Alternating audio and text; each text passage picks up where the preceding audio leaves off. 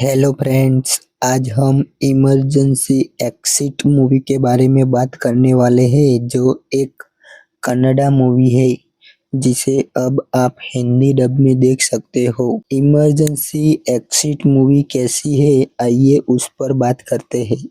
Movie में आपको सुनील राहो, राजबी शेट्टी और संयुक्ता हेगड़े मूवी के अंदर देखने को मिलेंगे। इमरजेंसी एक्सिट मूवी के अंदर आपको कॉमेडी, थ्रिलर और फैंटेसी देखने को मिलेगी। इमरजेंसी एक्सिट मूवी को 10 में से 7.1 की IMDb रेटिंग मिली है, लेकिन आप इस IMDb रेटिंग को देखकर मूवी को मत देखना। मूवी की स्टोरी के बारे में बात करें तो इमरजेंसी एक्सिट मूवी के अंदर आपको विक्रम की स्टोरी देखने को मिलेगी, जिसकी 32 साल की उम्र में एक कार एक्सीडेंट से मौत हो जाती है और उसकी मौत के बाद उसे अपने जीवन के आखिरी 3 दिन जीने का दोबारा मौका मिलता है। इस मूवी की मैं अगर बात करूं तो आप इस मूवी को मत